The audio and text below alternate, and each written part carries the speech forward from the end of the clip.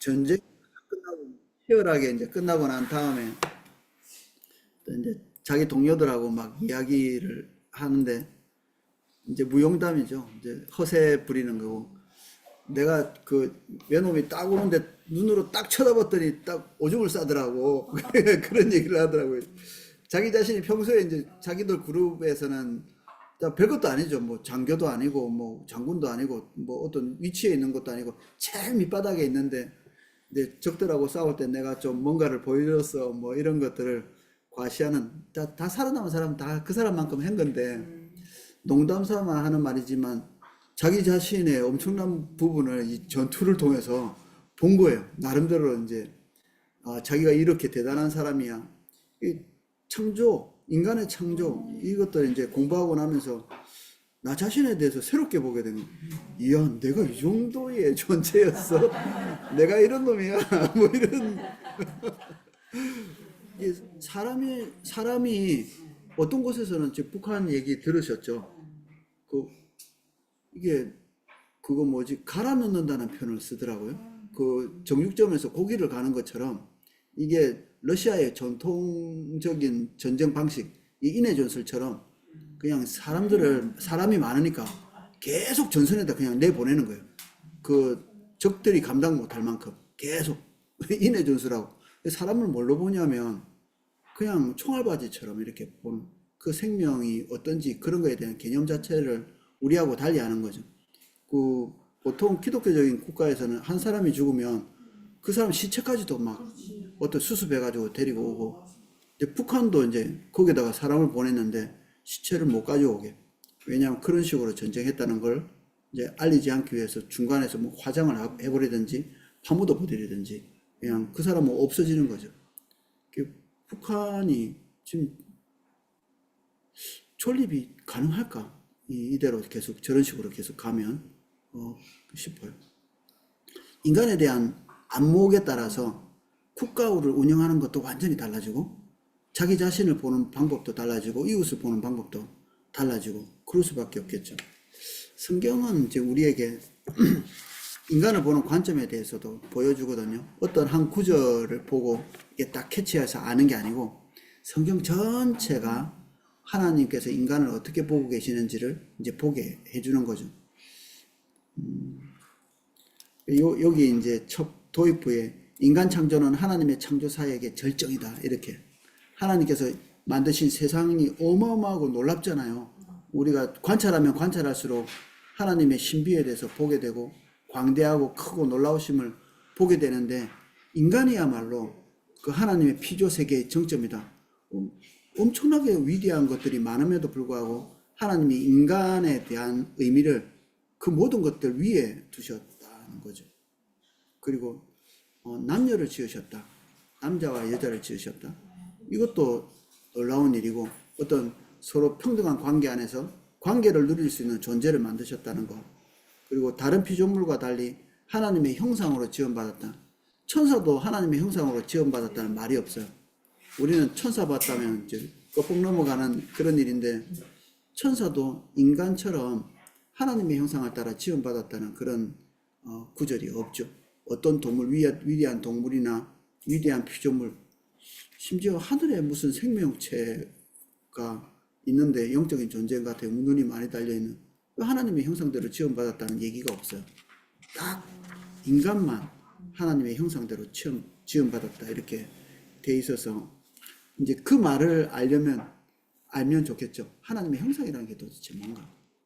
이게 우리에게 어떤 의미로 다가와야 되는가? 먼저 이거 들어가기 전에 처음에 이제 664쪽에 보면 인류를 가리키기 위해서 사람이라는 용어를 사용해야 되잖아요. 그럼 사람이라는 단어, 우리는 뭐 괜찮죠. 사람이라는 단어가 있으니까. 근데 이 man이라는 단어가 남자와 혼용되잖아요. 남자라는 단어와 그리고 이 인간이라는 단어가 혼용되고 있어가지고 이제 어떤 단체에서는 이렇게 하면 안 된다. 사람이 남자냐, 남자가 사람이냐. 그 남자가 사람의 전부가 아닌데 왜 이런 단어를 써서 인간을 표현하느냐. 틀렸다.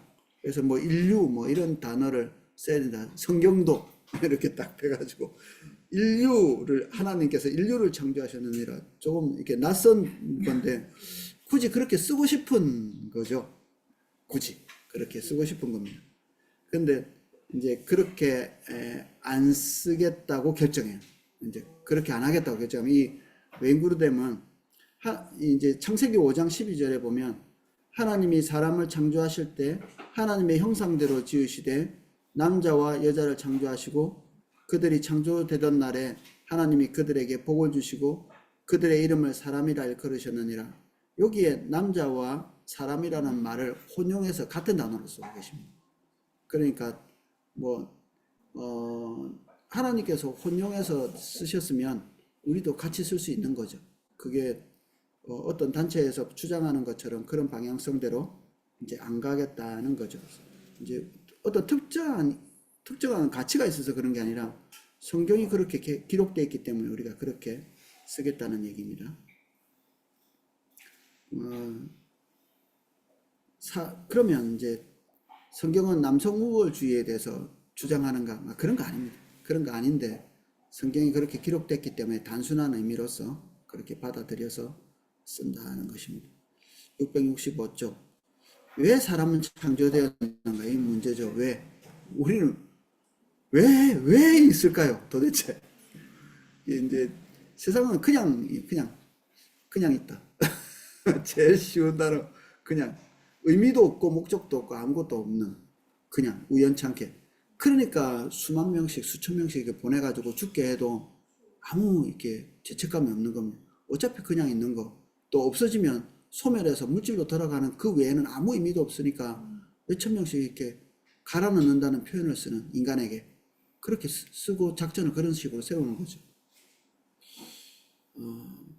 범사의 인간에 대한 의미가 정치나 군사 그리고 경제 이런 것에 대해서 방향성을 완전히 다르게 결정할 수 있을 것 같아요. 그래서 인간에 대한 의미를 제대로 알아야 그 사람이 어떤 파트에 들어가든지 그렇게 의미를 책정할 거거든요. 그래서 우리가 대통령이나 국회의원을 뽑을 때 이런 시험을 좀 쳤으면 좋겠어요. 인간이란 무엇인가? 뭐 이런 시험을 쳐가지고 그거 보고 이제 요새는 재산이 얼마 있는가 뭐 그런 거 뭐 범법자인 거 아닌가 그런 것만 이렇게 체크하고 재산이 얼마 있는 게 뭐가 중요해? 돈 100만 원 있어도 훔친 돈일 수도 있고요. 10억이 있어도 자기가 땀 흘려서 번 돈일 수도 있는데 좀 이상한 것 같아요. 진짜 봐야 될 거는 이런 것 같아요. 사람이란 무엇인가? 왜 존재하는가? 이런 걸 물어봐야 그걸 뽑을지 안 뽑을지 알 것 같은데. 왜 사람이 창조되었는가? 1. 하나님께서는 사람을 지으실 필요가 없었으나 그의 영광을 위해서 우리를 창조하셨다. 다른 우상 숭배하는 자들의 신 개념에서 인간은 왜 창조하셨나?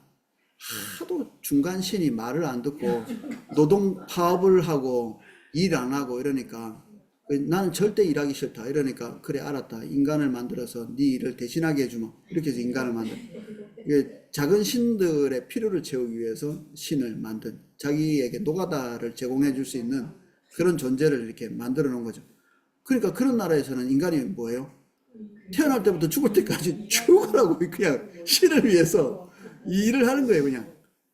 근데 하나님께서는 인간의 도움이 필요하신 분이 아니세요. 그분은 인간이 생기기 전에도 완전하셨고 그분은 스스로 충만하신 분이세요. 누군가의 공급이 필요 없어요. 피조물들은 공급이 필요하죠. 어떤 피조물들이든지 공급 없이는 존재할 수 없습니다. 계속적으로 공급이 필요합니다. 사람도 동물도 식물도. 우리 아버님이 돌아가시고 난 다음에 우리 집에 제 평생에 한 번도 식물들이 이게 시들거나 그런 거를 본 적이 별로 없거든요. 제가 태어나면서부터 아버님 돌아가실 때까지 이제 같은 집에서 살았는데 우리 집에 식물들이 항상 그 자리에 있었는데 아버지 돌아가시고 나는데 싹 말라 죽더라고요. 그래서 제가 깜짝 놀랐어요. 얘가 주인 따라 죽었나? 그게 아니고 아버지가 열심히 돌보고 있었는데 제가 그거를 이게 인식을 못한 거예요. 물도 주고 뭐 영양제도 뿌리고 뭐 이렇게 해서 이게 화분이 성장했는데 걔들도 그냥 성장했던 게 아닌 거죠. 그냥 비 맞아서 그냥 성장한 게 아니라 그동안 얘들이 잘 클 수 있도록 아버지가 이제 돌아가실 때까지 끝까지 잘 돌보신 거죠.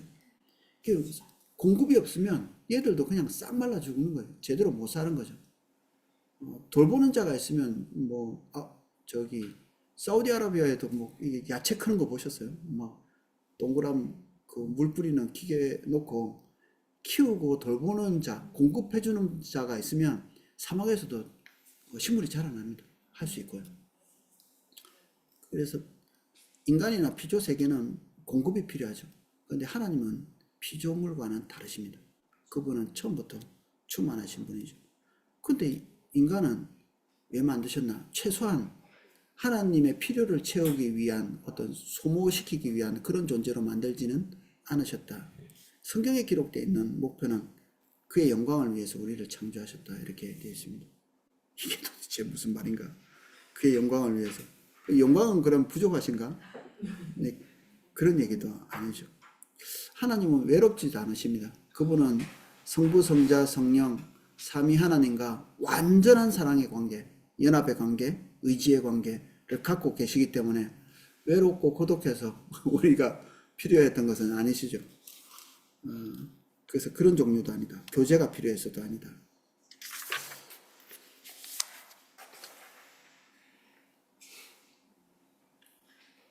이사야 43장 7절 내 영광을 위해 창조한 자들, 이게 성경이 기록하고 있는 바고 에베소서에도 동일한 말이 있습니다. 우리는 다 하나님의 영광을 위해 창조되었기 때문에 우리의 삶의 목적은 그러면 태어날 때부터 하나님의 영광을 위해서 태어난 것입니다. 생존 자체가 우리의 목적이 아니다. 먹기 위해서 산다고? 예, 그런 그룹들이 있습니다. 먹기 위해서 산다. 존재를 위해서 존재하는.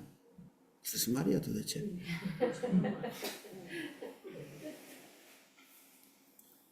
이번 우리의 삶의 목적은 무엇인가? 이런 걸 잘 생각하시면서 사나요? 왜 살지? 아침에 일어나서 나는 오늘 왜 살아야 되지? 이게 궁금하신 적이 있으신가요? 너무 믿음 안에 들어온 지가 오래되셔가지고 궁금해 본 적이 없으시면 이제 일부러 한번 생각해 볼 필요가 있습니다. 내가 오늘 왜 살지? 애도 돌봐야 되고 설거지도 해야 되고 밥도 해야 되고 이런 거 생각하면 본질을 놓치는 겁니다. 그 모든 것 위에 그 위에 또 그 위에 최종적인 우리의 삶의 목적이 딱 있는 거죠. 제가 다이소 물류센터에서 기치개차 운전을 했는데 어느 날 내가 일해야 될 목록을 항상 아침에 주거든요. 그래서 다 이런 일할 목록이 수백 가지 막 있어요. 근데 거기에 긴급이라고 어떤 게 있어요. 긴급은 빨리 일하라는 뜻이에요. 그거는 빨간색으로 딱 표가 돼 있어요. 이거 빨리 안 해주면 이제 그날 사고 나는 거예요. 근데 긴급해서 공급해야 될 물건이 돼지저금통, 김치통, 벙어리 장갑.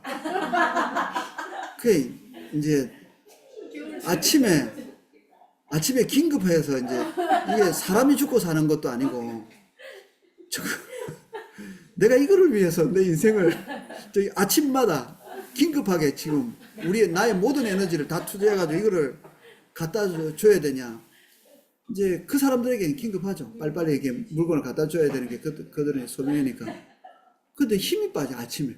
그 긴급이라고 하는 그 말에 딸려있는 그것들을 볼 때 힘이 빠지는 거예요. 내가 이렇게 긴급하게 그 아침에 그 에너지를 갈아 넣어야 되는 그런 일이 돼지저금통 공급해주는 일이면 내가 죽는 날까지 이거 안 하고 싶다. 좀 더 의미 있는 일을 하고 싶은데 그런 기간을 한 1년 정도 보내게 해주시더라고요. 1년 정도.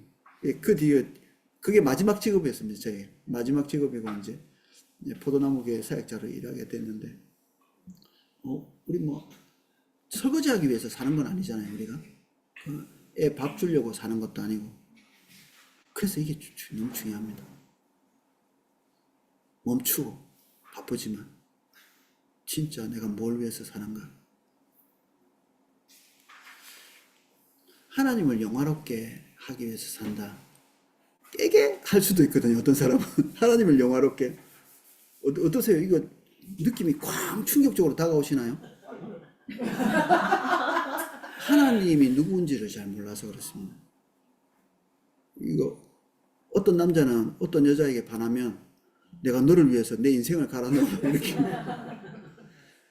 그 한 인간을 위해서 자기 인생을 갈아 넣으려고 하잖아요. 의미 있는 일일까요? 의미가 있다고 하시는 것 같아요. 예. 돼지 저금통보다 낫죠. 돼지 저금통보다 낫죠. 근데 살다 보면 어떤 사모님이 그러더라고요. 내가 어떤 남자에게 내 인생을 걸리라고 결혼했는데 이제 그분이 한 60, 50 정도 되셨는데 내가 그 남자에게 내 인생을 걸려고 했던 바보 같은 일을 했었다 이렇게 얘기하더라고요. 남편이 옆에 있는데 그런 얘기를 하시더라고요. 부족한 의미죠. 부족한 의미. 중요하지 않다는 건 아닌데 그걸 위해서 존재하는 건 아닌 겁니다. 사실은. 그럼 남편이 죽으면 인생이 끝난 건가요? 아내가 죽으면 인생이 끝난 건 아니잖아요. 그거는 중요한 의미기는 하지만 궁극적 의미는 아니었던 거죠. 돼지저금통도 나름대로의 중요도는 있죠. 근데 그 인생을 갈아 넣을 만큼 그렇게 중요한 것은 아니니까. 하나님이 누구신지를 알고 이해할 때 어떤 여자는 어떤 남자가 인생을 갈아 넣을 만큼 중요한 사람이지만 나한테는 아무 여자도 아니거든. 벼랑에서 살려주세요 해도 안 구해줄 수도 있습니다. 지금 내일이 바쁜 경우에는 내가 지금 살아야 될 때는 그 여자를 위해서 이제 안 죽을 거죠. 아내라면 몰라. 이제 나한테는 중요한 의미가 있으면 이제 시도해야 되죠. 그런데 뭐 굳이 뭐 그렇지 않다면 안 할 수도 있겠죠. 어떤 의미가 우리에게 있느냐에 따라서 하나님의 존재가 우리에게 어떻게 다가오는지에 따라서 그 영광을 위해서 산다는 게 하찮은 것이 될 수도 있고, 그리고 야 우리가 뭐라고 그 영광을 위해서 살도록 부름받았나 싶을 수도 있습니다. 우리가 도대체 뭐길래.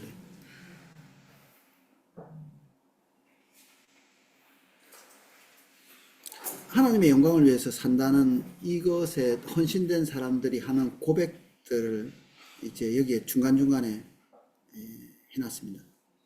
주 앞에는 기쁨이 충만하고 주의 우편에는 영원한 즐거움이 있나이다. 하나님의 영광을 위해서 산 자의 고백이죠. 제일 아래쪽 작은 글자에 보면 하늘에서는 주 외에 누가 내게 있으리요 땅에서는 주밖에 나의 사모할 자 없나이다. 내 육체와 마음은 쇠잔하나 하나님은 내 마음의 반석이시요 영원한 분기시라. 하나님과 교제하고 하나님 안에 깊이 들어가 있는 자가 하나님의 영광을 보고 그분의 가치를 발견할 때 그의 삶이 그 안에 헌신되어 있는 것에 대해서 충분해 라고 느끼는 거죠. 충분해. 그 외에 다른 것들에 의미를 부여할 수 있는 것이 있다고 생각된다면 그 목록을 놓고 써보세요. 하나님 말고 다른 것들이 나름대로 가치 있다고 생각하는 것들을 목록을 한번 적어보십시오. 한 10개만 이렇게 집에 가서 하나님보다 더 가치 있다고 생각하는 이런 것을 위해서 인생을 갈아 넣어야 되지 않을까? 내 인생을 투자해야 되지 않을까? 뭐 그런 게 있나요 지금? 없죠. 와, 그 지금 사는 기쁨이 있으세요? 그러니까 기쁨이 없지. 감사함은 있는데. 감사함은? 네, 그리고 최근에는 그런 마음을 주시는 것 같아요. 믿음으로 살아야 하는 기쁘시게 할 수 있다는 그런 마음을 주시는데 믿음으로 사는 부분에 대해서 오늘 하루도 하나님만 신뢰하고 믿음으로 살게 해주세요. 그런 기도는 하고 시작하는 것 같아요. 오늘 하루. 그래서 공부를 좀 더 해야 됩니다.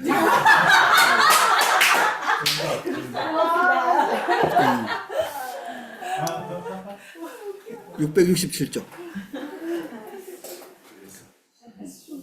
만군의 여호와여, 주의 장막이 어찌 그리 사랑스러운지요. 내 영혼이 여호와의 궁정을 사모하여 쇠약함이요 내 마음과 육체가 생존하시는 하나님께 부르짖나이다. 주의 궁정에서 한날이 다른 곳의 첫날보다 낫다.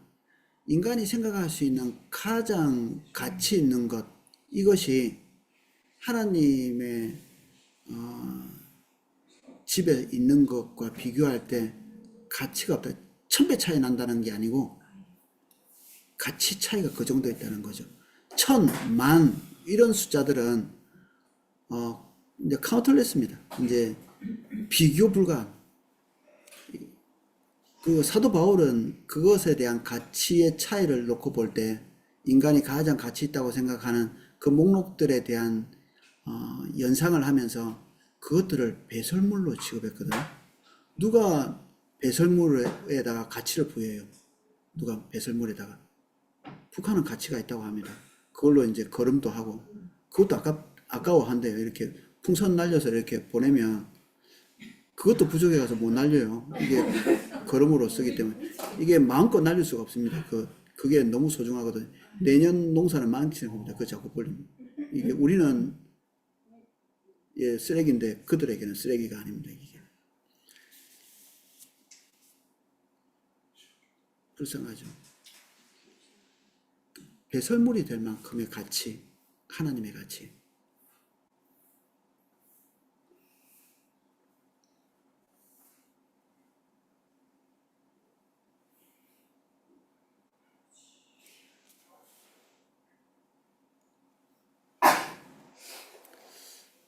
밑에 한 줄만 읽어보겠습니다.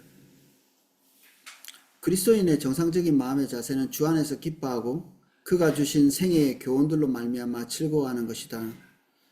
하나님께서 우리 마음 안에 감동을 주시고 우리는 그것을 통해 가지고 하나님께 영광을 돌리는 거죠. 하나님께서 우리에게 당신을 계속해서 여러 방면에서 계시하십니다. 나의 존재가 이러이러하다는 것을 계시하는 거죠. 그럼 그것에 대한 반응을 우리가 하나님께 돌리죠. 이렇게 남겨진 것이 시편입니다. 시편 150편은 하나님께서 시편 기자들에게 하나님의 존재에 대해서 알리신 거죠. 인생을 전체를 통해서. 그러면 시편 기자들은 그것에 대한 반응을 하나님께 이렇게 올려드리는 거죠. 그게 시편으로 남아있는 겁니다. 그럼 우리는 시편을 읽으면서 이 사람이 도대체 무엇을 봤길래, 무엇을 느꼈길래, 그 삶 안에서 어떤 경험을 했길래 이런 것을 했을까? 이런 고백을 했을까? 살펴보면서 우리도 동일한 자리에 가 있어야 되는 거죠. 그런 고백을 할 수 있도록. 이 시편이 그런 식으로 이해되는 게 제일 적합하죠. 우리도 동일한 고백을 할 수 있도록. 시편을 이렇게 묵상하다 보면 전체는 다 아니지만 부분적으로 여러분들이 고백하는 것과 딱 일치되는 부분이 나오지 않으세요? 최소한 그 부분만큼은 그 시편 기자와 같은 곳에서 하나님의 영광을 경험한 겁니다. 그러니까 그런 고백을 할 수 있으니까 시편 기자가 고백한 그 고백을 가지고 무릎을 치는 거죠. 내 말이 그 말이야. 내 말이 그 말이야. 나도 이런 고백을 할 수 있어. 근데 전부 다 하면 좋겠죠. 전부 다. 그럼 풍성히 하나님의 영광을 경험하고 하나님께 영광을 다시 돌려드릴 수 있는 우리가 될 수 있는 거죠. 그래서 시편은 답안지 같은 겁니다. 답안지. 하나님 앞에서 반응하고 살아가는 사람이 어떻게 반응하는가를 보여주는 답안지죠. 우리는 하나님을 영화롭게 하고 그를 즐거워하면 하나님께서도 우리 안에서 즐거워하신다고 성경은 가르친다. 신랑이 신부를 기뻐한 같이 내 하나님이 너를 기뻐하시리라. 그가 너로 인하여 기쁨을 이기지 못하시며 너를 잠잠히 사랑하시며 너로 인하여 즐거이 부르며 기뻐하시리라.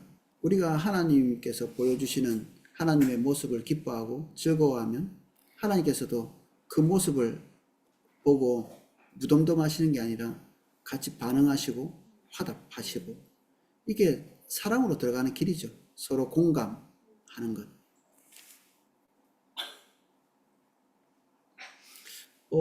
영광을 돌리는 것은 그래 옳은데 하나님이 하나님 자신에게 영광을 돌리는 것은 이상하지 않나? 사람이 자기에게 영광을 돌리면 어때요? 큰일 납니다. 예, 자기가 자신에게 영광을 돌리면 징벌감이에요.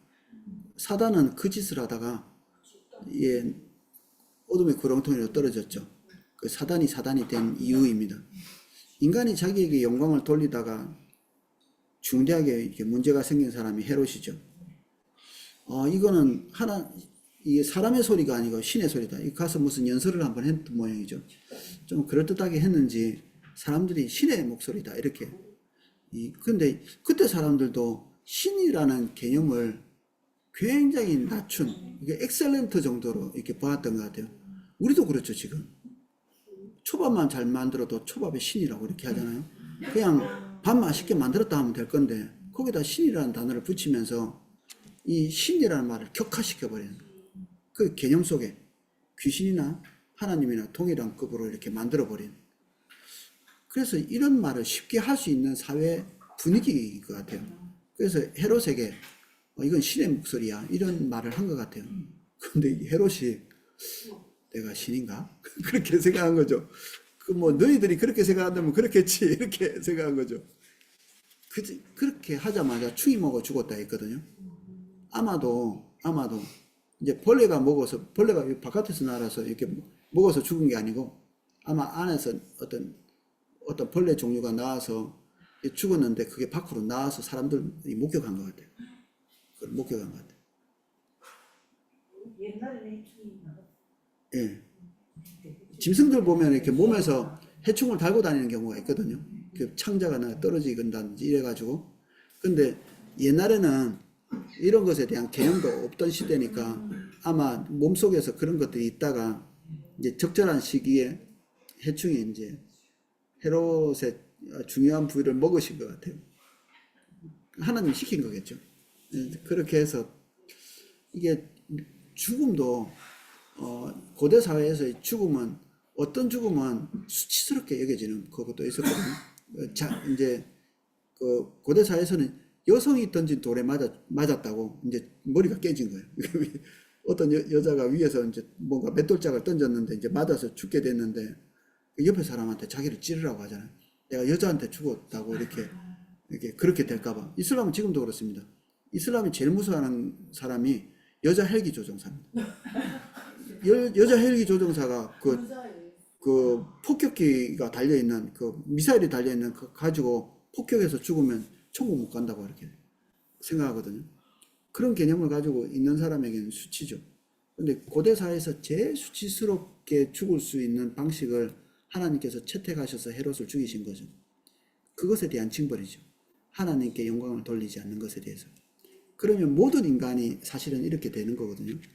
하나님께 영광을 돌리지 않고 신의 자리에 서 있는 그 시점쯤에. 근데 불신자들도 다 신에 대해서는 약간 겸허한 마음이 있습니다. 그 신 이러면 사실은 그 앞에서 고개를 숙이는 부분들이 있거든요. 그런데 제가 군에서 시골 사람들은 특별히 또 그런 게 있더라고요. 그래서 하나님에 대해서는 감히 범접할 수 없는 제가 이제 교회 다니는 유일한 그때 사람이었던 것 같은데 우리 소대 내에서 뭐 건장하고 떡대 같은 사람 그 고참들이 다른 사람들은 잘 때리는데 나를 함부로 못 때려요. 하나님께 벌 받을까 봐. 이제 이게 약간의 인식 같은 것들이 있는 거죠. 예, 하나님에 대한 이야기를 계속하고 그것도 뭐 무자비하게 그냥 인격 자체가 누추한 사람 그것도 없는 사람들도 있는데 보편적인 인간에게는 신에 대한 두려움들이 어느 정도 있는 겁니다. 근데 이런 사람들은 그런 것 자체가 이제 없는 사람이겠죠. 그러면 인간이 하나님께 영광을 돌려야 된다면 자기에게 영광을 돌리지 말아야 된다면 하나님도 그러셔야 되나? 인간에게는 범죄인 것이 하나님께는 당연한 것이 될 수밖에 없는 게 하나님께서는 스스로 영광을 돌릴 다른 더 위대한 존재가 없으시거든요. 하나님께는 범죄가 아니고 인간에게는 범죄인 부분이 이 부분이죠. 하나님은 당연한 겁니다. 하나님이 하나님께 영광을 돌릴 수 없게 된다면 하나님은 하나님이 아니신 겁니다. 그보다 더 뛰어난 어떤 존재가 있다는 얘기가 되니까. 만물이 주에게서 나오고 주로 말미암고 주에게로 돌아감이라 영광이 그에게 세세히 있으리로다. 이게 너무 정확한 표현이죠. 다 그분이 근원이시고 출처이신데 그분이 영광 받으시는 것이 합당하죠. 이 내가 우리의 사고나 이 가치가 이렇게 커지고 넓어져야 됩니다. 그래야 인식이 가능합니다. 인식. 너무 이게 비좁으면 인식 자체 뇌의 테두리를 튕겨져 나가지를 못합니다. 생각 자체가 안 되는. 옛날에 김일성 대학에 옛날 우리나라 그 기자가 한번 간 적이 있었습니다. 제가 어릴 때 한번 간 적이 있어요. 세상은 어떻게 만들어졌습니까? 하니까 김일성의 정신이 세상을 만들었다고. 그러니까 이 세뇌 머릿속에 딱 고착되어 있는 게 더 이상 밖으로 이렇게 확장이 안 되는 거예요. 그래서 김일성의 정신이 세상을 만들었다고 이렇게 얘기하는 거예요.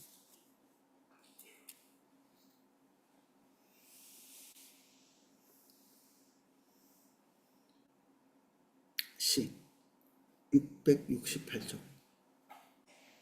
하나님의 형상인 사람. 하나님이 얼마나 위대한지 우리가 그동안 봐왔기 때문에 이거에 대한 인식을 가진 상태에서 하나님의 형상, 이 단어가 우리에게 그런 느낌으로 다가와야 됩니다. 우리 하나님께서 어떤 분이신지에 대한 이미지가 그려져 있을 때 하나님의 형상이라고 말할 때 그것에 대한 벅찬 감격이 있게 돼 있거든요.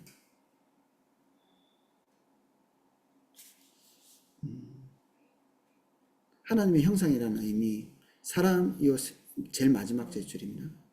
사람이 하나님의 형상이 되었다는 사실은 사람이 하나님을 닮았고 하나님을 대변한다는 의미다. 하나님을 대변해? 하나님을 대변해. 제가 한 3년 전에 여주봉 목사님이 어디 대표한다. 우리가? 어떻게 느끼셨어요? 이게 담임 목사님도 대표 못하는 사람이잖아요, 우리가. 어디 나가가지고 교회 대표도 안 돼요, 이게. 어떻게 땜빵 하러 가긴 했는데 안 되게 돼 있습니다. 우리는 그 위상을 잘 몰라요. 그때 제가 사람 사이에도 그 위상이라는 게 있다는 걸 알게 됐습니다.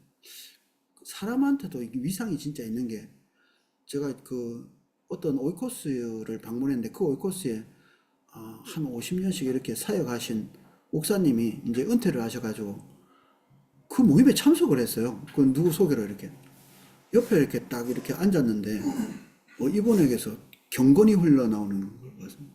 나이 많고 이제 머리 하얀 분이 이제 앉아가지고 자기 나는 목회하다가 이제 그만두고 이제 평신도로 돌아왔다 이렇게 얘기하면서 자기 부인을 소개하면서 이 사람은 저의 내자입니다 이렇게 얘기하더라고. 내자? 그런 말 처음 들어봤는데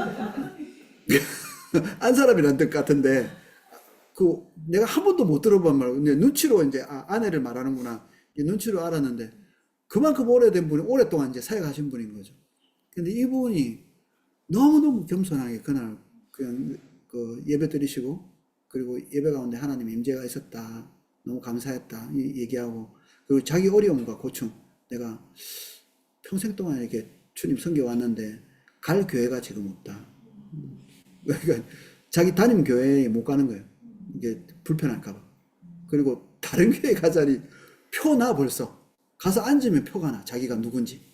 자기가 평신도인 채 잘 못하는 거예요, 이게. 나도 알겠던데, 뭐. 옆에 앉았는데, 이분이 지금 내 옆에 앉아있을 분이 아니라 나보다 훨씬 더 뛰어난 분이라는 걸 스스로 알겠더라고. 사람 사이에도 이게 있어요. 하나님과 우리 사이에 그 격차에 대한 이해를 하면, 우리가 도대체 무엇이간데 이런 말이 나오게 되어 있습니다. 그 시편 기자가 그 얘기를 하잖아요. 우리가 무엇이간데 주목해서 보시냐고. 우리가 무엇이간데 하나님이 생각하시면 우리를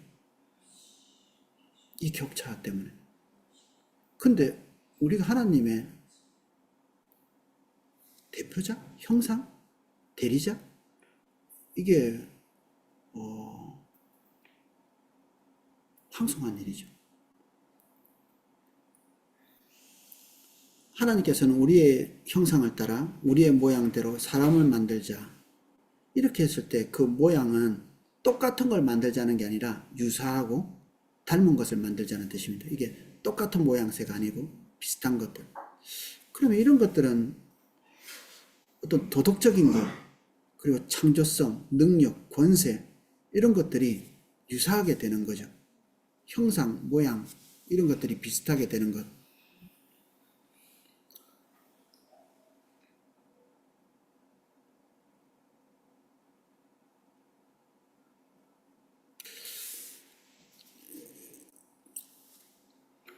첫 번째 669쪽에 첫 번째 블록의 한 중간쯤 보면 신학자들은 하나님의 형상을 볼 수 있는 인간의 특성을 구체화시키기 위한 시도에 많은 시간을 할애해 왔다. 어떤 사람은 하나님의 형상이란 인간의 지적 능력을 의미한다고 했고, 어떤 사람은 도덕적인 결정, 의지적 선택을 할 수 있는 능력을 의미한다고 했고, 또 어떤 사람은 인간의 원래 도덕적 순결함 혹은 창조된 대로의 남성과 여성과 남성 혹은 지상을 다스릴 수 있는 권세를 의미한다고 했다. 이 한 가지 특성이 아닌 건 아니죠. 성경에 나오니까. 그런데 한 가지로 지칭해서 말할 수 없죠. 우리 아들이 저를 닮았다 이렇게 얘기할 때 눈이 닮았어요, 걸음걸이가 닮았어요, 식성이 닮았어요, 뭐 이런 얘기를 할 수 있지만 사실 그 한 가지로 닮았다는 얘기를 다 할 수는 없거든요. 뭔지 모르게 비슷해요. 당신 아들인 게 틀림없어요. 이것은 이 모든 것들을 다 합한 느낌이잖아요. 이렇게 다가오는 거. 하나님의 형상을 닮았다는 것은 구체적인 하나하나일 수도 있지만 하나님의 존재를 이렇게 드러내는 겁니다. 피조세계가 인간을 보는 순간에 하나님을 느낀 겁니다. 진 에드워드라고 하는 분이 기독교 소설을 많이 썼는데 거기에 그런 장면이 나옵니다. 하나님께서 다른 피조물들을 만들고 난 다음에 뭔가를 열심히 만드시는데 그게 뭔가 이제 온 피조물들이 다 쳐다보고 천사도 쳐다봤는데 저기서 이제 뭔가 만들어져서 뚜벅뚜벅 걸어서 나오는데 피조물들이 깜짝 놀란 거예요. 하나님이다 이렇게. 근데 자세히 보니까 하나님은 아니에요. 그 속에 하나님의 이미지가 있었던 거예요. 뭔지 모르게 하나님 밖에는 가지고 있지 않은 어떤 부분들이 인간에게서 보였던 거죠. 그러니까 피조물들이 인간의 말을 듣죠. 하나님이랑 똑같은 결정을 하는데 하나님의 똑같은 지시, 똑같은 권위, 똑같은 방향성 이게 느껴진 거예요. 인간을 보고. 우리에게서 그렇게 나오나요? 그래서 이게 한숨이 나오는 겁니다. 원래 그랬는데 우리가. 예수님은 하나님의 형상, 아담의 회복, 인간의 모습을 가지고 오셨잖아요. 망가지지 않고 죄로 물들지 않고 완전한 인간의 모습을 가지고 계셨죠. 하나님께서 하나님의 형상을 가지고 계셨지만 그걸 단연 포기하시고 인간의 모습으로 오신 거거든요. 그러면 완전한 인간의 모습 외에는 다른 것들을 나타내지 않으셨다는 얘기잖아요. 그러면 인간의 모습으로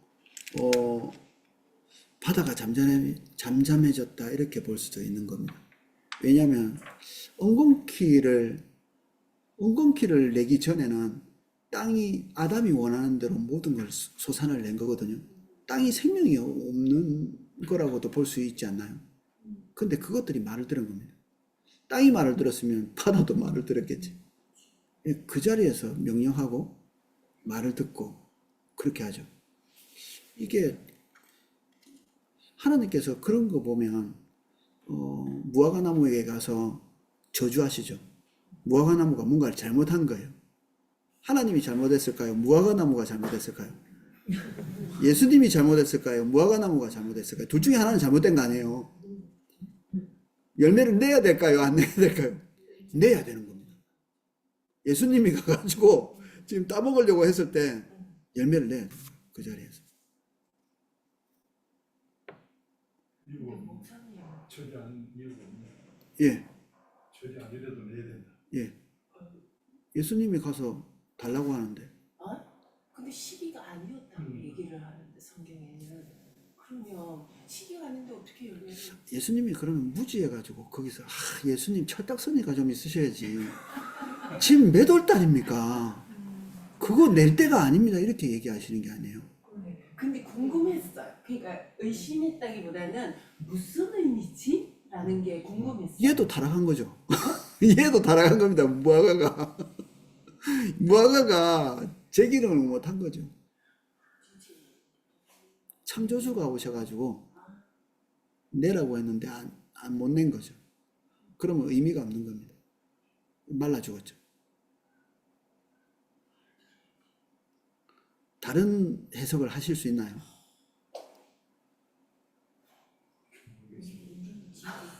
지금 정확하게 지금 이해가 안 돼요. 더 다른 시기라는 게 우리가 사철을 보고 이 시기에는 이때 열매를 맺고 우리가 알고 있잖아요. 지식적으로 경험적으로. 근데 그 시기에는 무화과 나무의 열매가 맺을 때가 아니라고 분명히 하나님이 오신 때가 적당한 때입니다.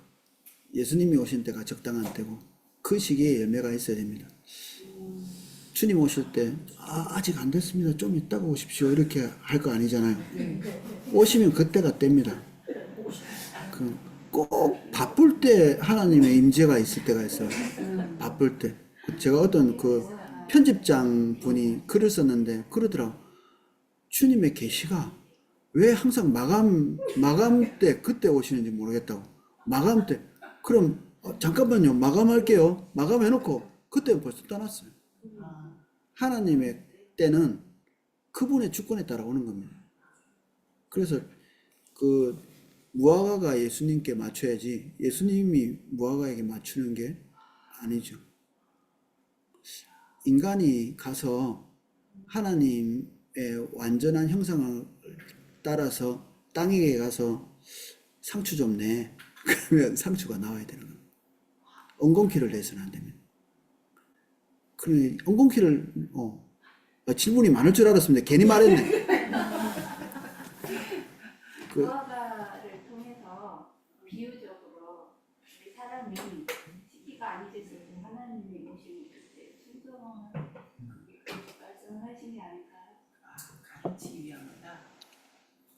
그럴 수도 있겠지만 현실도 일어난 거잖아요. 현실은 현실이고 그런 의미로 우리는 해석할 수는 있으나 해석은 해석이고 현실은 있었다. 없는 거를 비유하려고 쓴 건 아니니까 그 팩트는 이렇게 그렇게 돼 있다는 것이고 예수님이 하신 모든 일들은 우리에게 가르침이 있죠. 근데 또 자연스럽게 받아들여야 되는 부분도 있는 거죠. 예수님이 풍랑이 일어나는 배에서 주무셨는데 우리는 풍랑이 일어나는 배에서도 자라는 교훈은 아니잖아요. 그거는 그냥 피곤해서 주무신 거예요. 그냥 일상적으로 받아들이는 거죠. 그것들을. 피로하셨구나. 그게 막 흔들릴 만큼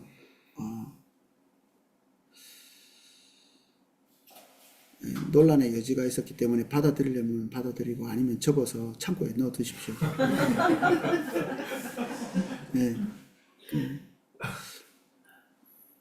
672쪽 진도 빨리 나와야 되는데 그리스도 안에서의 구속 하나님의 형상의 점진적인 회복 672쪽 두 장 넘겼나요? 마음이 급해가지고 너무 많이 넘겼네요. 11쪽 타락 타락을 보기 싫었나 보다.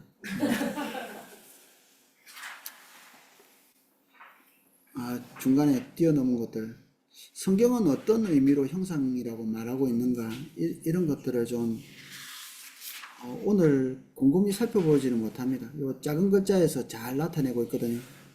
지적인 능력, 도덕적 순결, 영적 성품, 지상을 정복하는 하나님의 다스림, 도덕적 선택, 창조력, 능력, 분별, 불변성 이런 하나님의 그 말로 표현할 수 없는 그런 것들을 인간이 대변하고 있었던 겁니다. 이렇게 상상할 수 없는 거죠. 그래서 인간이 하나님의 형상이었다는 것이 어마어마한 거죠. 어마어마한 겁니다. 예수님처럼 된 겁니다. 타락하지 않은 인간의 존재를 보여주신 거죠. 그래서 인간의 타락하지 않은 존재를 보여주셨던 예수님을 보면서 누구를 봐야 되죠? 하나님 아버지를 봐야 돼요. 그분이 아들로서 보여주시기도 했지만 원래 인간은 타락하기 전에 하나님의 존재를 보여준 겁니다. 그분을 볼 때 그분의 인자, 자비, 능력, 권위, 권세 이런 것들이 이거 바리새인과 다른데 지적 능력이 있으나 없으나 그냥 그 앞에서 느끼는 거죠. 그런 존재임을.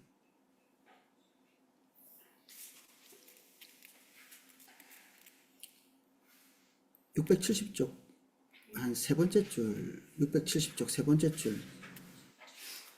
본문은 단지 사람이 하나님을 닮았다는 사실만 확인할 뿐이고 성경의 다른 부분이 이에 대한 설명의 부분을 채워준다. 하나님의 형상대로 지음받았다는 말 한 가지 가지고 모든 것을 유추할 수는 없는데 하나님의 형상이라고 하는 그것이 하나님과 인간 사이의 관계를 전체적으로 보여주고 있는 건 성경 전체잖아요. 근데 그런 것들을 통해서 이렇게 빼서 이해할 수밖에 없는 거죠. 하나님이 사람을 어떻게 대우했는지, 어떻게 끝까지 이렇게 인내하고 참고 회복시키기를 원하시는지, 예수님이 사람을 어떻게 대하셨는지, 그리고 어떤 회복의 과정, 어떤 목표를 두고 계신지를 보면 하나님의 형상이 어디까지 가야 되는지에 대한 이해를 할 수 있죠.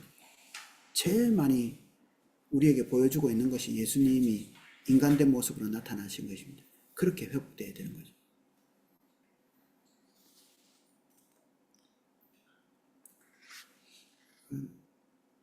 아담이 셋을 낳았다. 자기의 형상대로 이렇게 했거든요. 하나님의 형상대로 인간이 창조되었다. 이 말은 동일한 걸로 아담이 자기 형상대로 아들을 낳았는데 그게 셋이었는데 딱 그대로 이렇게 형상대로 이렇게 이미지가 됐죠. 아담이 셋은 아니지만 셋을 볼 때 아담을 생각할 수 있는 하나님과 우리 사이에 똑같습니다. 우리가 하나님은 아니지만 인간을 볼 때 하나님을 알 수 있는, 예수님이 성부 하나님은 아니신데 예수님을 보면서 성부 하나님을 생각할 수밖에 없는 거죠. 우리를 보면 누가 연상이 되나요?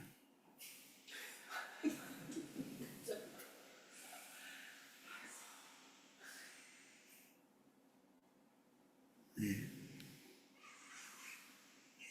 아무도 나를 연상 안 하기를. 예.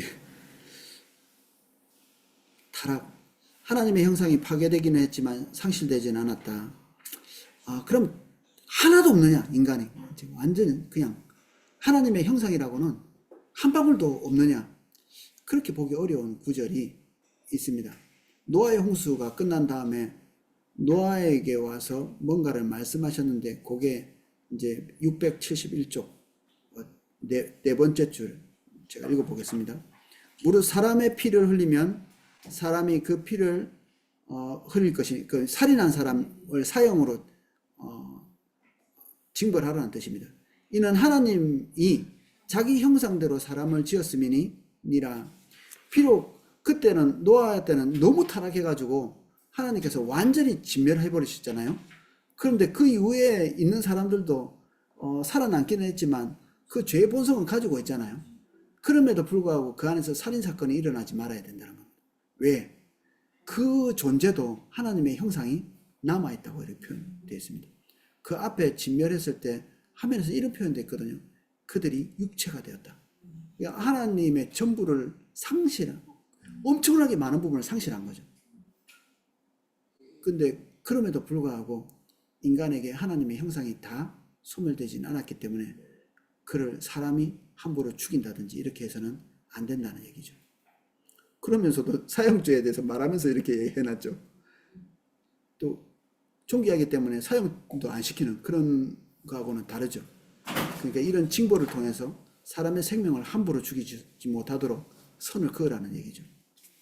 이런 걸 보면 완벽히 파괴되지는 않았나 보다. 도덕적 순결도 상실했고 죄악된 성품, 하나님의 거룩함을 반영하지도 못하고 지성도 다 망가져서 오해와 거짓으로 타락했고 관계도 사랑보다는 이기심의 지배를 더 많이 받기는 했으나 여기 전도서에 하나님이 사람을 정직하게 지으셨으나 사람은 많은 꾀를 내었다. 원래 올바르게 만들어졌지만 사람이 이탈해서 망가졌다. 그러나 우리는 아직도 하나님을 닮았고 하나님을 대표한다. 그러나 우리가 가지고 있는 하나님의 형상은 왜곡되었기 때문에 죄가 들어오기 전보다는 현저히 질이 떨어집니다. 품질이 떨어졌다. 슬프죠. 그래서 위대한 일을 하는 사람들을 보면 입이 떡 벌어지는 경우가 있죠. 뭔가가 아직도 남아있는 겁니다. 뭔가가.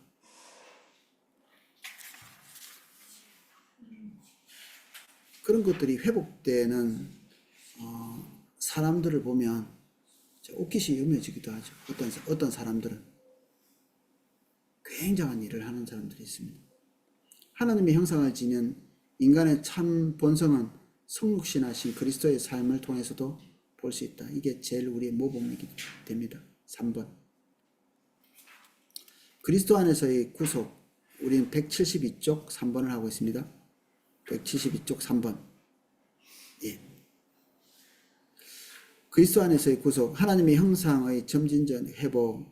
그러면 주님 오시는 날 완벽하게 회복될 거니까 무조건 기다려야 되느냐?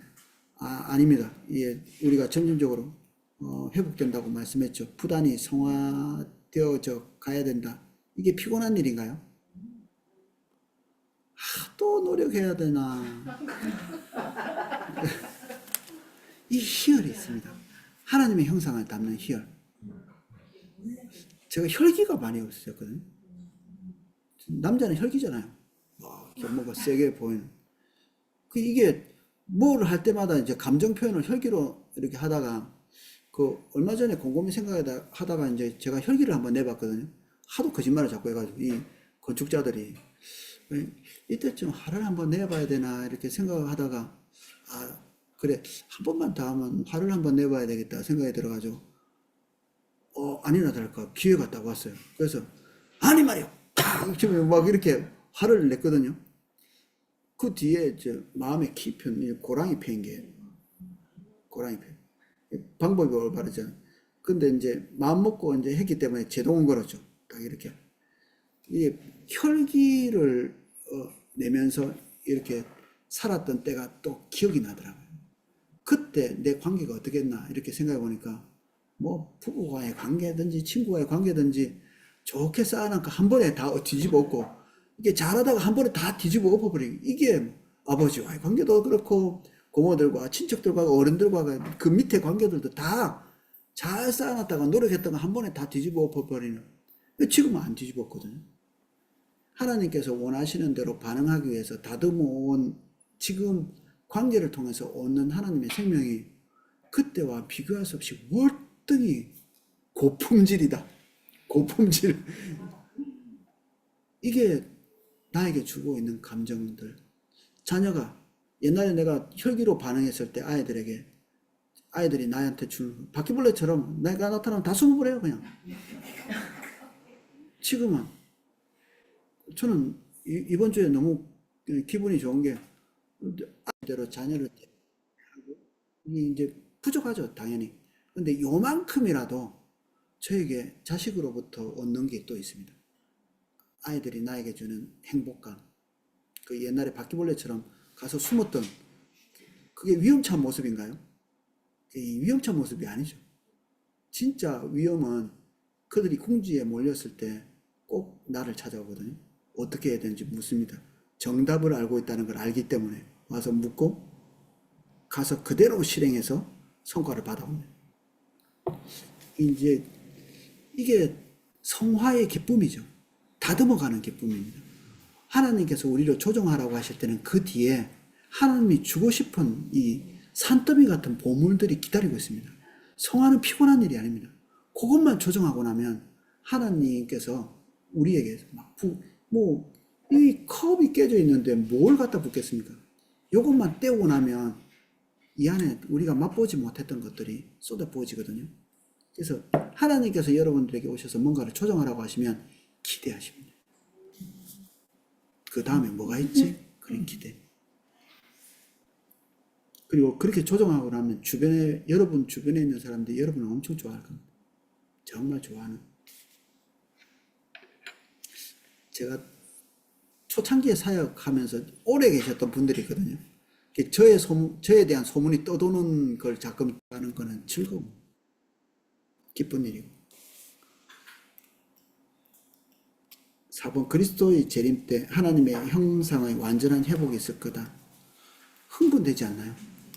완전하게 될 거라니 도대체 어디까지 될 수 있을까? 천사가 깜짝 놀랄 모습이 될 겁니다. 온 피조물들이 우리가 볼 때마다 하나님께서 나타나셨는지 다시 쳐다보게 되는. 와, 하나님 만나는 거나 진배 없어. 어떤 목사님 옆에 어떤 기장가 옆에 그 글 쓴 분이 빛과 소금인가? 어떤 목사님 옆에 앉았는데 마치 예수 그리스도가 옆에 앉아 있는 느낌이었다. 이렇게 그렇게 표현 쓰더라고. 뭐 별말도 안 하고 그냥 신령한 말 안 했는데 어떤 뭐 용한 말도 안 했는데 그냥 앉아 있는 것만으로.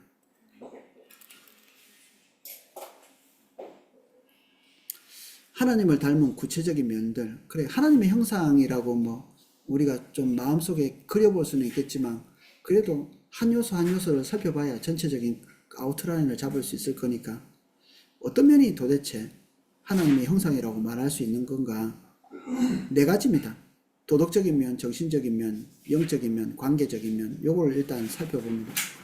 도덕적인 면은 우리는 지금 673쪽 중간하고 있습니다. 우리는 하나님 앞에서 도덕적인 책임을 질 수 있는 피조물들이다. 도덕적인 책임을 질 수 없는, 이게 옳고 그름에 대한 이해가 있는 하나님의 기준이 있는 거죠.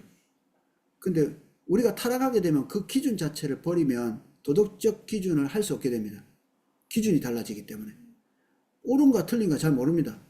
그 북한에서 내려오신 분이 우리 회사에서 같이 일했는데 집에 물건이 아닌데 가져가. 다 공용이야. 개인 사유재산이 없으니까. 그리고 차를 끌고 가서 전국 일주를 해. 회사 차인데. 그러면 안 되는 건데. 그렇게 하는 거예요. 기름도 안 넣어놔 또. 그러면 최소한 양심이 있으면 기름이 이어놓을 텐데. 그렇게도 안 해. 이제 그분이 옳고 그름에 대한 기준이 없어요. 그쪽 사회에 있으니까. 기준은 태어날 때부터 주어지지 않으면 없는 거거든요. 하나님께서 주신 기준이 있어야 하나님의 기준으로 판단을 할 수 있어요. 그걸 버리고 자기 기준을 삼잖아요. 판단이 완벽히 달라집니다. 지금 자본주의에 왔기 때문에 자본주의 기준이 없죠. 그 사회주의 기준이 있기 때문에 그 기준을 가지고 판단하면 죄 지은 게 아닌 겁니다. 그래서 이 도덕적인 면도 뭔가를 결정해야 되는데 결정할 수 있는 힘은 있는데 기준이 잘못되어 있어서 올바른 결정을 제대로 못할 뿐 우리는 뭔가를 결정할 수는 있습니다. 옳고 그름에 대한 내적인 감각도 있습니다. 이거를 칸트라는 이 철학자가 정언명령 이런 말도 썼거든요. 이거는 인간이 태어나면서부터 가지고 있는 거부할 수 없는 윤리적인 어떤 기준이 있다 이렇게 얘기했습니다. 근데 그런 게 왜 있어야 되지? 하나님이 없으면 왜 있어야 되는 거예요, 인간이? 그냥 물질이면. 그런 게 있을 수 없는데 그런 게 있다는 걸 발견한 거죠.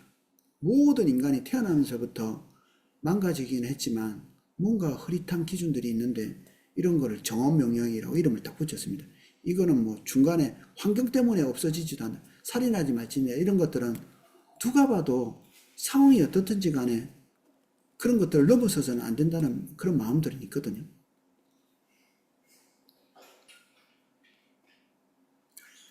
하나님의 도덕적 기준에 부합한 행동을 할 때 우리의 모습에서 그런 것이 나타난다.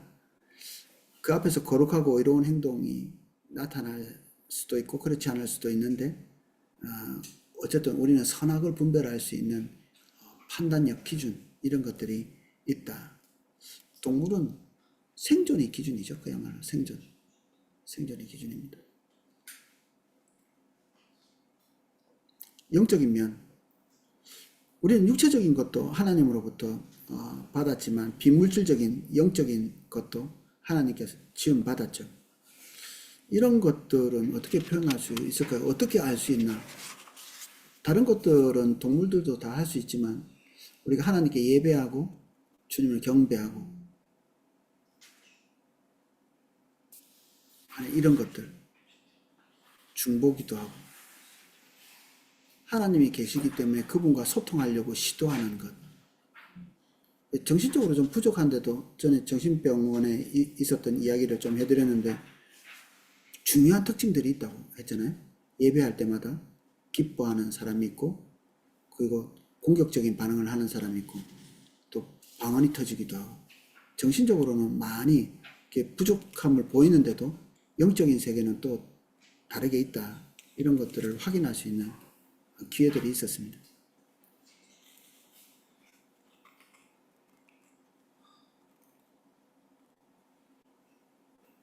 그리고 영원성. 우린 영혼을 사모하는 마음이 있죠. 영혼을 사모하는 마음. 살다가 한 100년 살다가 그냥 소멸되고 싶으세요? 근데 우리는 아무도 그런 생각이 없거든요. 영혼에 대한 어떤 갈망 같은 것들이 있죠. 죽음을 두려워하고 소멸을 두려워하는. 그게 우리의 운명이 아닌 겁니다. 근데 그런 마음은 어떻게 생겼을까? 누가 영원히 존재하고 싶어 할까? 또 인간은 영원히 존재하고 싶어 가지고 뭐 무슨 약도 만들고 뭐 별일을 다 하죠.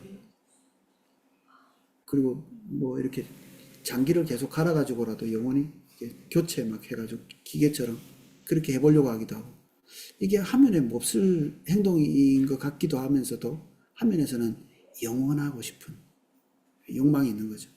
이것도 어떤 영적인 것으로 이해할 수 있습니다.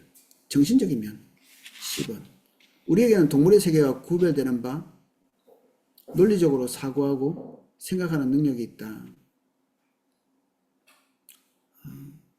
동물들도 나름대로 생각하는 것 같습니다. 이런저런 생각이 있고 이런 것들을 잘 모르신다면 시튼의 동물기를 한번 읽어보십시오. 시튼의 동물기를 읽으면 그 늑대왕 로보 나오거든요. 딱 가다가 이게 부하들 동원해가지고 딱 그 제일 양떼 무리 중에서 제일 핵심적인 놈, 그 놈을 딱 물어 죽이는. 그리고 나머지 다 죽이고 그리고 자기들을 위협을 주는 그 어떤 목장, 그 목장주가 있는 데는 그냥 먹지도 않으면서 다 물어 죽여버려요. 먹지도 않으면서 보복하고. 그래서 머리가 너무 영특해가지고 사람이 잡을 수가 없어요. 그런데 그 사람이 또 머리가 더 좋죠.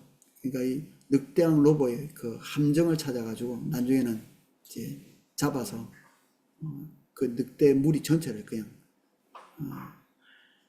다 죽입니다. 그 늑대나 뭐 동물들도 나름대로의 논리가 있겠지만 그 형이상학적인 이런 생각들을 하지는 못하죠. 형이상학적인 삼일체에 대한 생각들. 뭐 여기 나오는 거는 비버가 그 댐을 쌓는 이 기술 놀랍죠. 그 뭐 까치가 집 지으면 태풍이 불어도 안 떨어진다고 하거든요.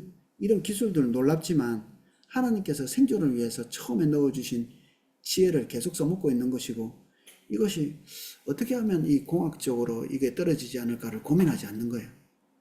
이게 본능적으로 하는 거지. 이게 마치 이런 것 같아요. 제가 얼마 전에 뭐 요리 프로그램을 봤는데 레시피를 통해서 음식을 하는 사람과 요리를 하는 사람이 틀리대요. 레시피는 몇 그램 몇 그램 몇 그램 넣으면 이 맛이 나 하고 그렇게 할 수 있는 거고 그 무의 본질을 이해하고 있는 사람은 무로 뭐 엄청나게 많은 요리를 할 수 있대요. 그리고 설탕의 본질을 아는 사람, 소금의 본질을, 고춧가루의 본질을 나는 맵다는 것밖에 모르는데 그 안에 텁텁하고 그 잘게 빻을 때 붉게 빻았을 때 처음 그 고추의 본질부터 아는 사람, 그 유통도 아는 사람은 우리가 생각할 수 없는 경지까지 요리를 만들어내는 거죠. 그게 이제 논리의 세계죠. 이 물질의 세계를 다루는 것도 형이상학의 세계까지 다 포함해서 하는 사람이 엄청난 사람이에요. 그러니까 우리 그 인문학에 대해서 우리가 많이 강조하잖아요. 우리 기독학교에서도. 인문학을 알고 공대에 간 사람과 인문학이 도대체 없는 사람이 공대에 간 거는 전혀 다른 문제이거든요. 애들 게임도요. 그냥 아무렇게나 푹 빠지지 않습니다. 애들이 쏙 빠질 수밖에 없는 그 안에는 나름대로의 그 깊이 있는 인문학적 지식들이 그 안에 들어 있습니다. 이름 짓는 것부터 시작해서 그 뭐 작전하는 것 이런 것까지도 사람들이 깊이 빠지도록 이렇게 만들어 놓습니다. 그런 형이상학의 세계에 형이상학을 아는 사람이 매료되는 거죠. 그러니까 푹 빠지는 거예요.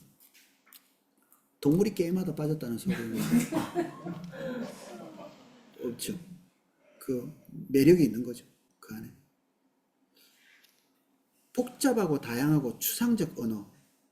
여기는 이제 우리 아이한테 빨간 드라이버 가져오너라 이렇게 했는데 지하실, 빨간, 드라이버 이 한 단어 한 단어를 알고 이해했기 때문에 실제로 지하실에 들어가서 빨간 드라이버라는 것도 잘 몰랐는데도 빨간 것에 대한 유추해서 빨간 물건을 보고 그것을 가져올 수 있는 거죠. AI는 아주 객관적인 자료들만 이렇게 조합해가지고 종합해서 이것이 그것이다. 근데 인간은 그렇지 않거든. 유추해요. 이게 드라이버가 뭔지는 몰라도 빨간이라는 단어만 알면 빨간색 이게 드라이버겠구나 하고 이렇게 들고 올 수 있는 이런 지식들. 뭐 이런 것까지도 또 학습한다고 또 하더라고요. 그 기계를 가지고. 그렇게 할 수 있는 능력들이 있다. 인간에게는. 인간과 동물의 또 다른 정신적 차이. 지금 우리는 675쪽. 지금 막 달려서 정신을 바짝 차려야 됩니다. 675쪽 중간 9번.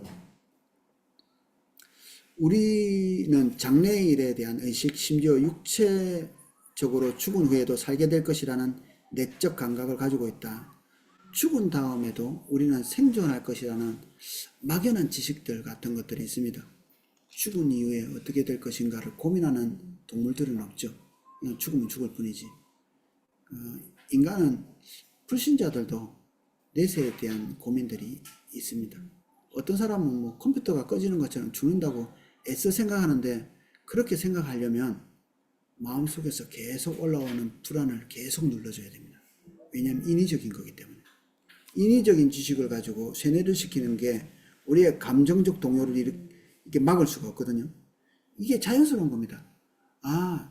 이게 영원한 것에 대한 소망을 가지는 게 자연스러운 거예요. 이게 소멸되고 나면 끝이야 라고 계속 인간에게 집어넣어도 인간은 그렇게 영혼에 대한 것을 사모하게 돼 있거든요. 훨씬 더 자연스럽죠.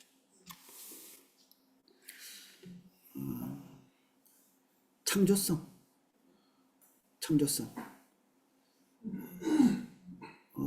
크고 작은 창조성. 창조성이 이제 뭐 위대한 예술가, 뭐 고호, 뭐 이런 사람들 얘기할 수도 있는데 미켈란젤로 근데 그들 그렇게 위대한 것 말고도 우리가 아이들이 간단한 연극을 하는 것, 어떤 과제를 주었을 때 그 과제를 해내려고 이때까지 없었던 방식을 적용하는 거예요. 전에 한번 말씀드렸죠. 흑암이 혼돈하고 흑암이 깊음 위에 있다. 이거를 제가 주일학교에 부탁을 했거든요.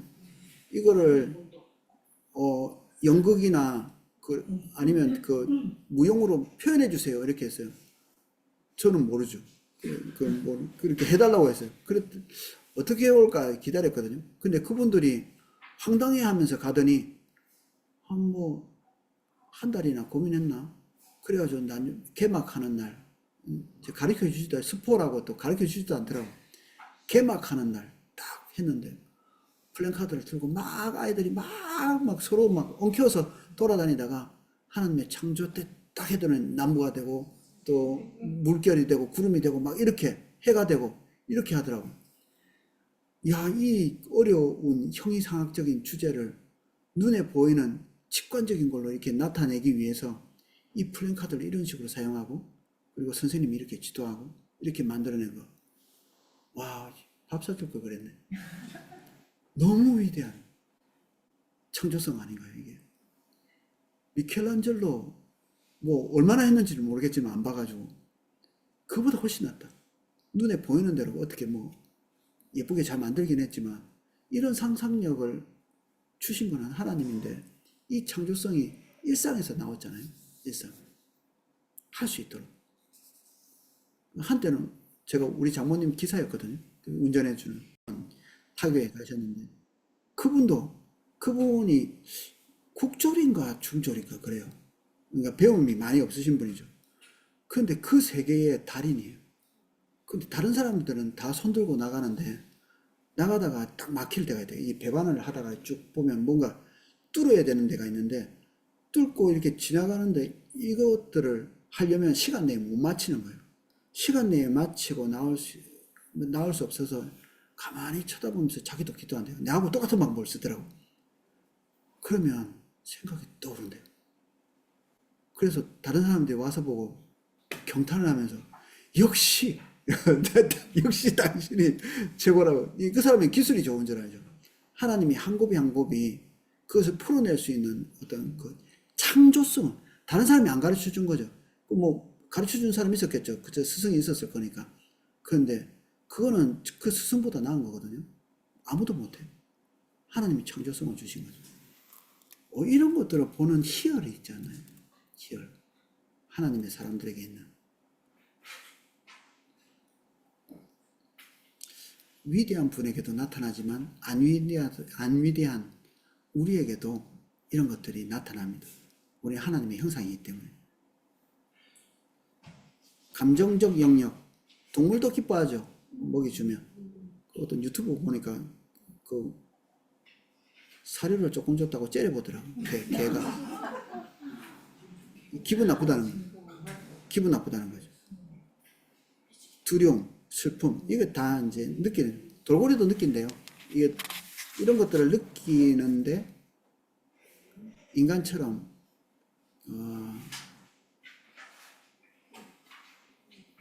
예배하기 위해서는 생존과 관련되지 않은데도 기쁘고 즐겁고, 그리고 눈에 보이는 것이 아닌 눈에 보이지 않는 것으로 즐거워하는 고차원적인 감정들은 없다.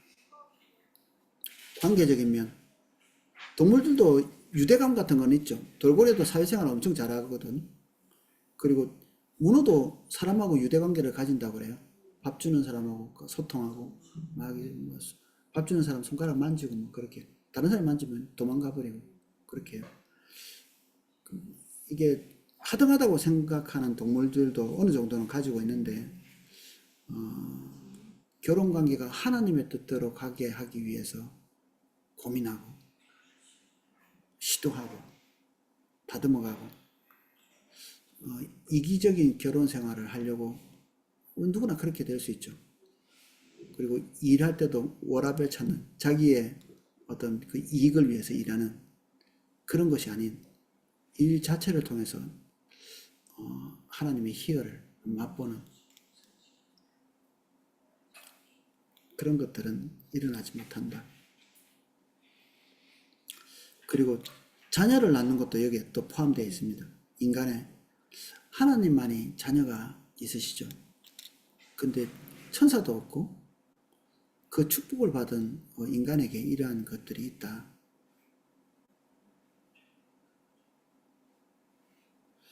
13번 결혼관계에서 남자와 여자 그 중요성에 있어서 평등하고 그 역할에 있어서 하나님께서 우리를 창조하신 때부터 차이가 있다는 사실에서 하나님의 본질을 나타낸다.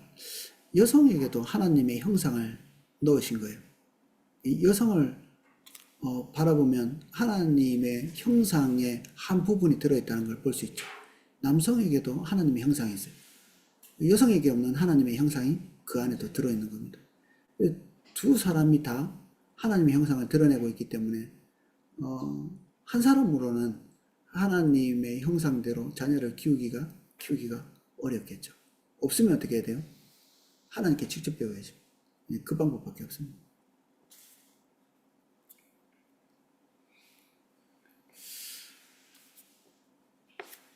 사람은 다른 피조물과의 관계에 있어서도 하나님을 닮았다. 하나님께서 세상을 다스리죠. 피조물들을. 인간이 그렇습니다. 어떤 짐승도 세상을 다스릴 수 있는 생각조차 하지 않죠. 인간은 그렇게 하려고 합니다. 일론 머스크는 화성을 다스리겠다고 지금 시도하고 있습니다. 그런 시도를 계속하면 될 거예요. 시도를 하면 될 겁니다.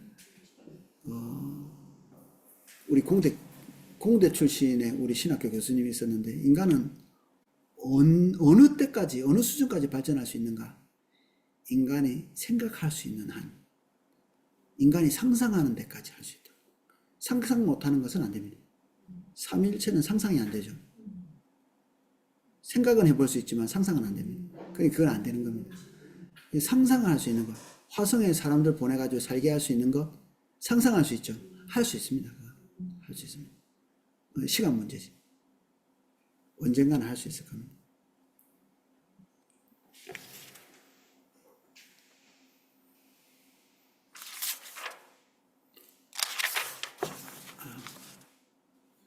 다 마칠 수 없을 것 같지만 할 수 있습니다.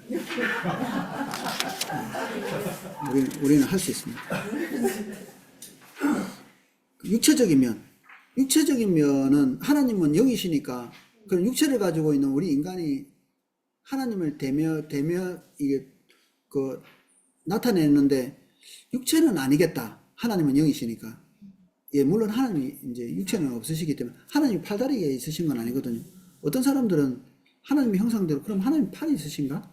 뭐 다리가 있으신가? 눈도 있으신가? 그런데 형상은 없으신데 눈이 하는 일은 하시죠. 팔처럼 권능이 있으십니다.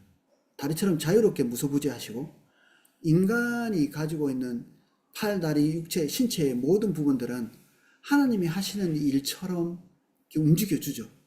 어느 정도까지는 인간의 육체가 우리가 마음먹은 것을 해줄 수 있도록 하는 겁니다. 그래서 이 몸을 잘 활용하시면 하나님께 영광 돌리는 일을 많이 하실 수 있습니다. 이 몸을 잘 활용하시면. 이 좋은 몸을 침대에 눕혀놓으면 안 되겠죠.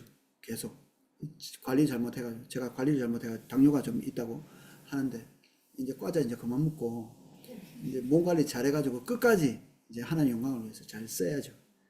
그러면 진짜 이게 몸이 유용할 겁니다. 우리 다리가 우리가 원하는 대로 가줄 거고, 우리가 손이 뭔가를 해줄 거고, 우리 눈이 끝까지 성경책을 봐줄 거고, 우리 귀가 다른 사람의 소리를 들어줄 거고, 우리 입을 통해서 다른 사람을 권면하게 해줄 거고, 우리의 뇌가 다른 사람의 말을 이해할 수 있도록 계속 팽팽 돌아가 줄 거고, 뇌가 고장나면 저기 가서 이렇게 컵 가져와라 하는데 그 지팡이 가져와라 이렇게 말이 된대요. 이렇게 이 뇌가 이게 구성이 잘못되면 그렇게 될 수 있거든요.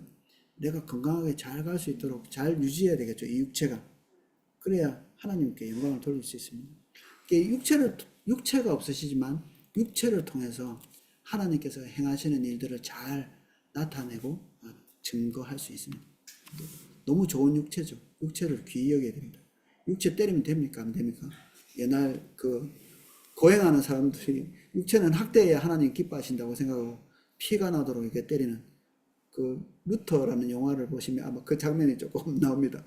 고행순례단 이래가지고 하나님을 기쁘시게 한다고 뭐 자기 몸을 때리면서 순례를 해요. 하나님께서 육체를 지으신 것에 대한 이해, 그것을 통해서 하나님께 영광을 돌릴 수 있다는 생각이 없는 거죠. 그래서 집에 가셔서 한번 묵상을 해보십시오. 눈, 무슨 일을 해왔나 이때까지. 드라마 열심히 보고, 그 외의 것들, 귀가 어떤 일을 했었나.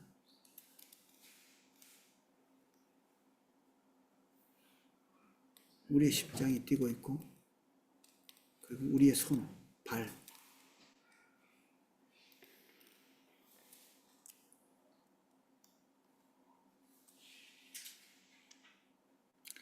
음, 677쪽 두 번째 블록 중간쯤에 우리의 육체는 하나님의 본질대로 만들어진 우리 인간의 본질을 육체적으로 나타내기에 적합한 도구로 하나님에 의해 지음받았다.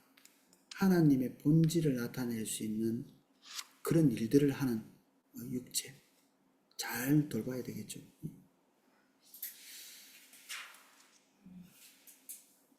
그 밑에 우리의 육체적인 몸은 여러 가지 면에서 하나님의 특성을 반영하고 있다고 말해도 무방하다. 마지막 제출. 우리를 닮은 자녀를 생산할 수 있는 육체적 능력은 자신을 닮은 인간을 창조하실 수 있는 하나님의 능력, 인간을 만드셨죠. 자녀로 삼으셨고 그런 능력을 반영한다. 뭐 우리가 하는 건 아니죠. 하나님께서 뱃속에서 창조하셨다고 됐지만 어쨌든 인간이 결정하고 실행에 옮기고 결혼하고 그리고 사랑의 관계를 맺으면서 다음 세대를 창조할 수 있는, 만들어낼 수 있는 그런 존재가 됐다. 저는 이 부분이 요즘에 너무 새록새록 우리 자녀들과의 관계를 통해서 내가 얻는 유익들을 보면서 이런 것들을 너무 깊이 있게 체득하고 있습니다. 아, 그렇구나.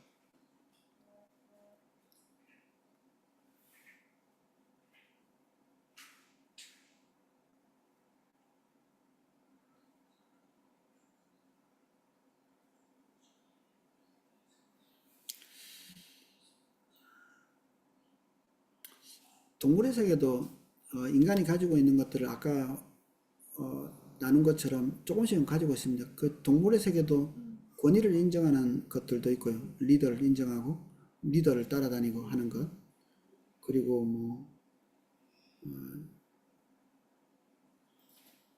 그런 조직 안에서 순응하고 그런 것들이 있지만 여전히 동물은 동물의 수준, 그리고 언어도 나름대로 개도 한 제법 많은 단어가 있다고 하고요. 원숭이도 단어들이 좀 있다고 합니다. 돌고래도 단어가 있다고 하거든요. 통역사도 있답니다. 돌고래 통역사. 그 자기들끼리 통역도 하고. 미국 돌고래와 한국 돌고래는 언어가 틀리다고 하거든요. 그렇지만 인간처럼 형이상학적이고 깊이 있는 자기의 영혼을 담아낼 수 있는 그런 것들은 현저히 부족하다. 더욱더 인간을 닮아갈 수 있는, 하나님을 닮아갈 수 있는 능력. 이게 깜짝 놀랄만한 능력이죠. 누가 하나님을 닮아갈 수 있겠습니까? 인간에게 하나님을 닮아가고 싶은 욕구와 그리고 그렇게 할 수 있는 위치를 주셨고 힘을 주셨습니다. 그래서 우리가 하나님을 닮아갈 수 있습니다.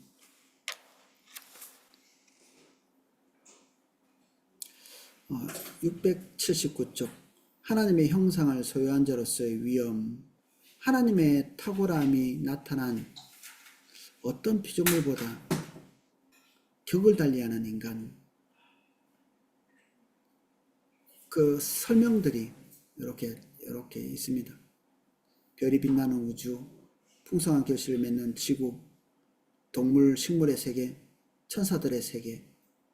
하나하나 너무 경이롭죠. 근데 그것과 인간은 격을 달리한다. 격을 달리한다.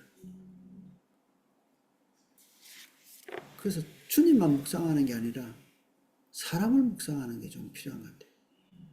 그 나태주 시인이 자세히 보아야 이쁘다고 자세히 좀 쳐다볼 필요가 있는 것 같아요. 전 성도님들 신방할 때마다 지지난주에도 어떤 분을 신방했는데 오이코스 리더가 그분 때문에 기도하고 좋은데 같이 기도하고 있는 사람을 좀 쳐다보면 좋겠어요. 주님만 보고 가시지 말고 주님을 같이 찾고 있는 옆 사람이 누군지를 보는 거예요. 자세히.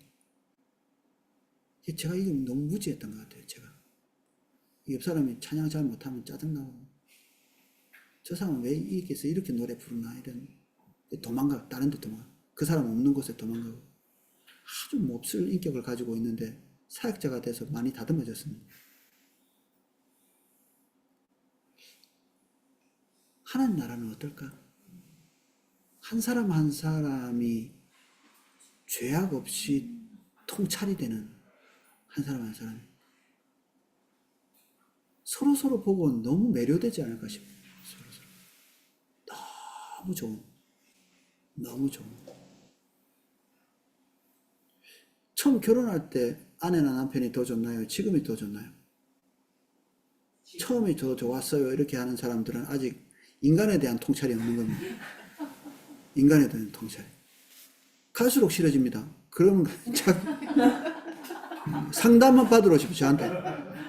갈수록 좋아지는 거지. 갈수록. 권태기가 어디 있어? 마귀가 권태기를 주는 거지. 안 그래요? 갈수록 더 깊이 있게 알아가게 되는데 어떻게 권태기가 생길 수 있습니까? 마귀나 주는 거지, 그런 것들이. 파고 팔수록 더 깊이 있게 하나님의 형상이 드러날 텐데 상상할 수 없는 모습이 드러나고 상상하지 못했던 아름다움이 상대방에서 드러날 건데 권태기가 어디 있어요? 그런 권태기를 느끼는 사람이라면 하나님께도 권태기 느낄 겁니다. 자세와 태도가 틀린 거죠. 6번 하나님의 형상을 소유한 자로서의 위엄. 너무 멋있지 않나요? 위엄. 세상을 보면서 큰 감격을 느낀다면 인간을 보면서는 그보다 갑절의 감격을 느껴야 올바른 거죠.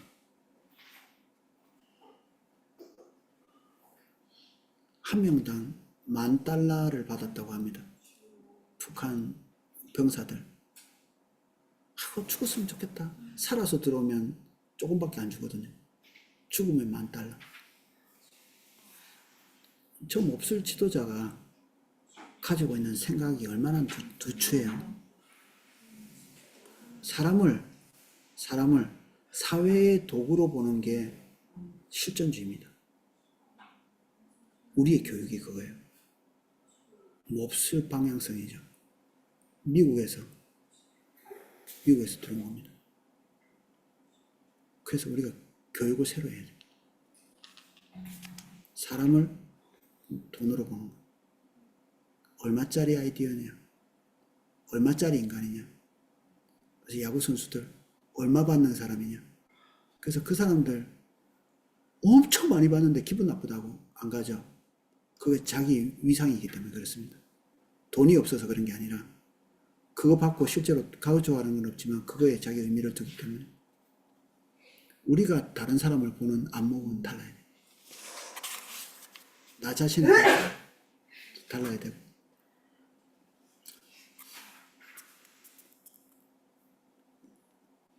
영혼과 육체의 손상에도 불구하고 인간은 하나님의 형상을 부분적으로 담고 있다. 오늘은 여기까지 하고 개인적 적용 집에 가서 꼭 큐티를 해보시면 좋겠어요.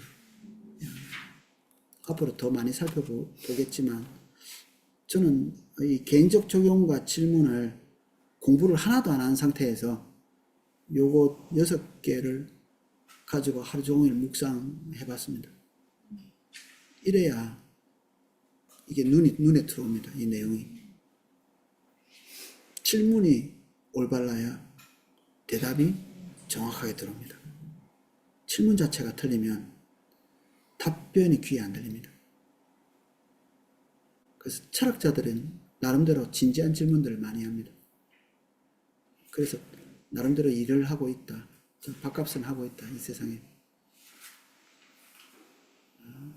철학자들 너무 무시해서는 안 된다.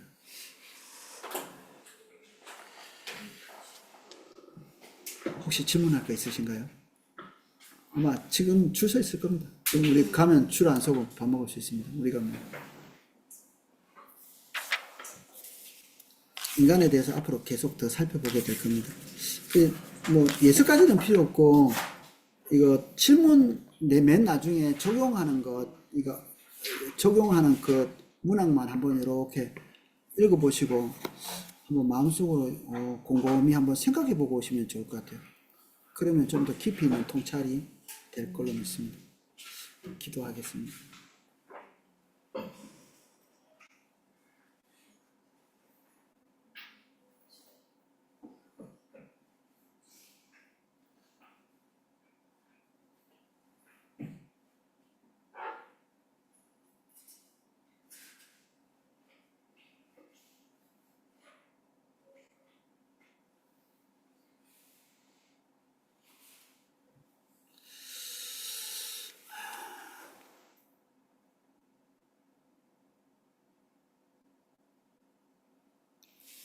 마틴 부보라는 사람이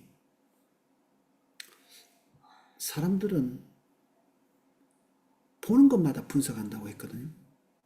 이용해 먹으려고. 그 산소를 분석하는 건 산소를 이용하려고 하는 거고, 그리고 물질을 분석하는 거는 물질을 이용하려고 하는 거고, 사회를 분석하는 것은 사회를 이용하려고 하는 거고. 근데 그렇게 좀 하지 마라. 이렇게 얘기합니다. 그렇게 좀 하지 마라. 이용하려고 하면 눈의 거의 대부분이 이렇게 장님이 됩니다. 제대로 안 보이는 거죠. 실존주의는 뭔가 눈이 열어진 것처럼 유능한 사람을 만드는 것 같지만 그거 외에는 아무것도 안 보이게 장님 만드는 겁니다. 하나님께서 만들어 두신 그대로 볼 수 있는 통찰, 이게 우리의 목적이 내려져야 됩니다. 사물을 보는 우리의 목적이 내려져요. 아내나 남편을 보는 우리의 목적이 내려지고 하나님의 관점으로 아내나 남편을 볼 때 전혀 다른 세계가 턱 다가올 겁니다. 우리 성도 서로에 대해서도 어떤 목적, 저 사람 기도에 참 잘 인도해. 그것도 목적 아니에요? 저 사람 있어야 은혜가 돼. 예, 그것도 영적인 목적이지만 그것도 목적이죠. 그거 말고 찬양인도 잘하는 우리 자매님이 이번 주에 결혼하나요? 예. 한 인간에 대해서 보시면 전혀 다른 존재로 보일 겁니다. 찬양에 기름 부음이 있네 이렇게 안 보이고 저는 잘 알거든요. 하나님이 어떻게 저 자리에 세웠을까? 저 연약한 자매, 그리고 찬양 인도자가 나올 가정이 아닌데 어떻게 저기까지 하나님께서 빚어서 저 자리에 들었을까? 경이롭기 그지없습니다.